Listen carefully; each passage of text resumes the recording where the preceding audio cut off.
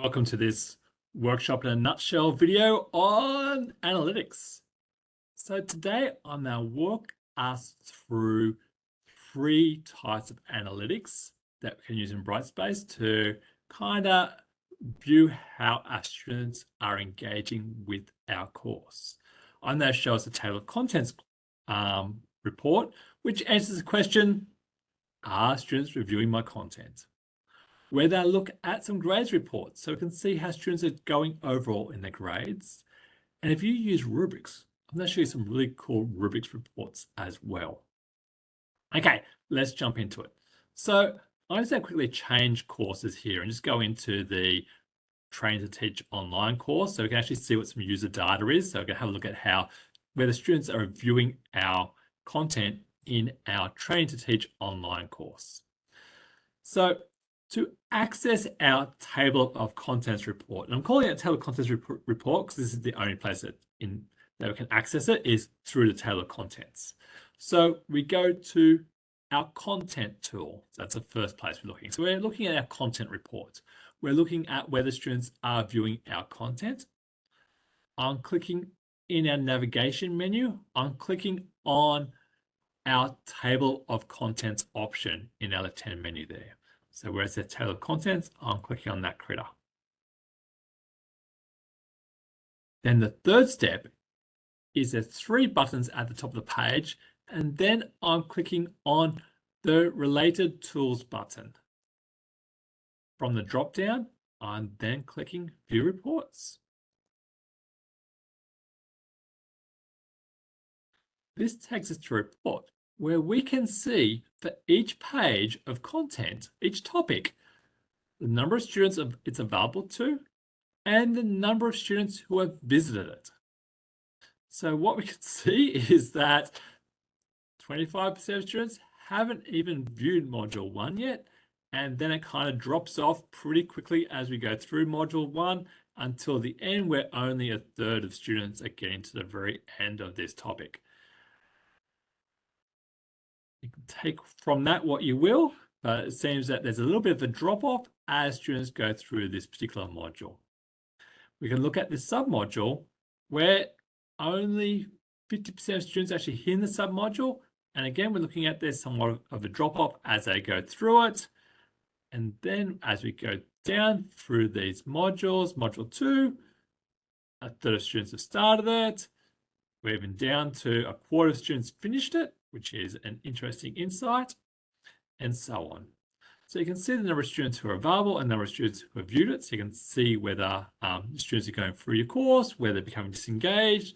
If they're becoming disengaged, how you might direct them to review certain topics within your course. Another aspect of this course is the average time they spend on pages. So here we can see that they're spending 10 minutes on this discussion forum. So they're somewhat engaged with that. They're somewhat engaged on how to get help, but on some other pages, they're only pretty much glancing at the pages and then moving on. So that's another way you can look at engagement in your course.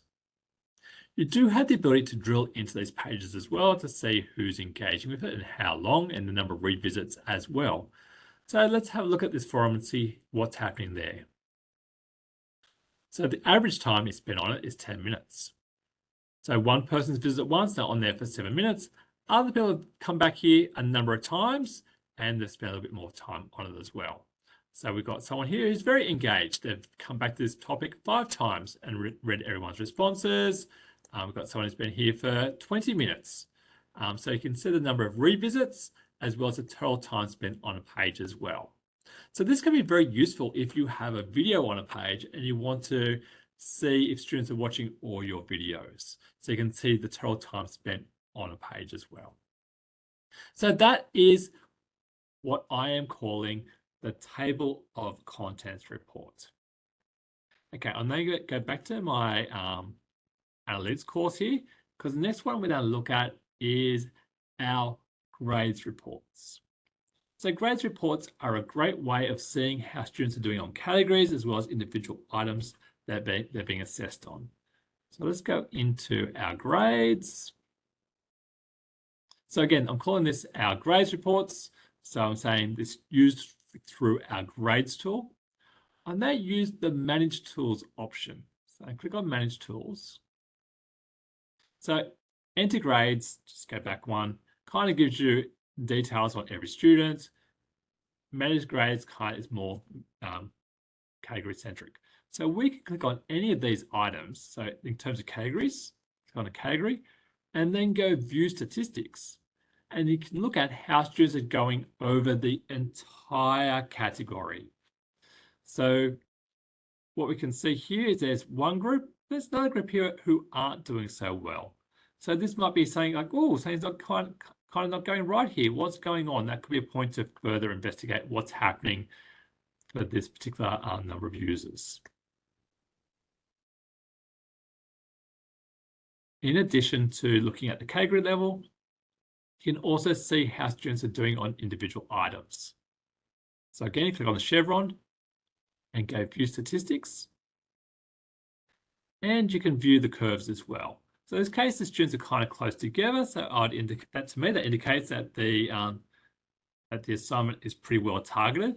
If we had like 2 bumps, then that might indicate that it's engaging some students, but not engaging other students. So is there something in a task which is making it difficult for some students to engage with? Could be saying on the lines of having complex language where learners who speak English as a second language can't necessarily engage with it. Can we, does it assume that there's a certain level of existing knowledge where people without that knowledge can't catch up? So it might give something a prompt to engage with that a little bit deeper. So we can see that this one is kind of like where it's kind of sitting, which is pretty good. Okay. So I've now gone through our table of contents reports as well as our grades reports. So grades reports are pretty good at looking at how our class, comparing how our students are going over like in the bell curves to see if there's anything happening there. So again, just to go over it, you can do it for the whole category as well as individual items, and you can drill into that. So we can again drill into our quizzes to see how students are doing overall on our quizzes, and overall they're doing okay.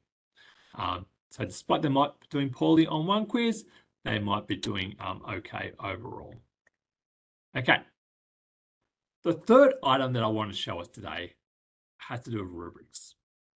And rubrics can be quite cool as well in terms of the analytics that we're pulling out of those. So to access our rubric statistics or our rubrics analytics, we go to course tools and then we choose course admin. We go down to the assessment section and find rubrics.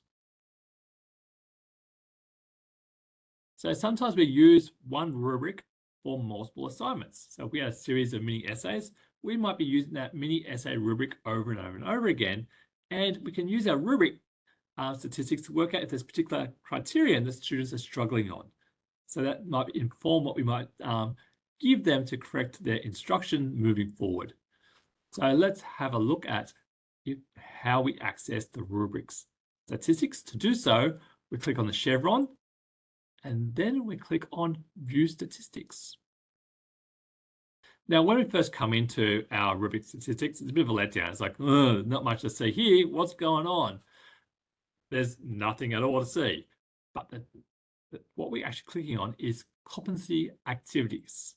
Click on this tab and it starts coming to life.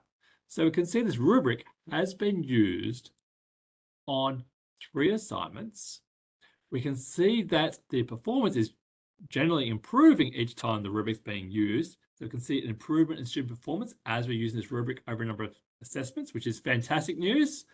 And if we choose to, we can also drill further into the statistics on each assignment as well. So if we drill into our widget hazards mini essay, we can view how students are going overall on the rubric, as well as on each criterion. So on the first one, they're all unsatisfactory. Wow, that's going to pull out if everybody's unsatisfactory on one particular criterion. but generally as they went through, the results are a little bit more even on each one. So they're generally doing pretty well on grammar, and so we don't necessarily have to correct for that. But one thing we can look at correcting on is how to respond to questions. Why'd they go so awry on responding to the essay question prompt? So that's something we could look into further. So I think that's a pretty powerful tool. So I just thought I'd really want to share that with you as well. So just going back through the 3 reports I showed with you. The first one was looking at whether students are viewing our content. So, if it's a performance issue, are they actually looking at the stuff? That answers that question. It also answers the question whether it's engaging them. So that's something else we might want to look at as well. The second thing that I showed you was just generally the curves around how students are performing on particular tasks. And that might direct the questions that you might ask. If they're sitting where they want you to sit, then that's good as well. And the final one looked at was statistics around rubrics, which allows you to really drill in to see how students are performing on particular criterion as well. So thank you for watching. Hope you enjoyed this presentation, and I'll talk to you later. Cheers. This is Todd Taylor at the Office of Online Learning. See ya.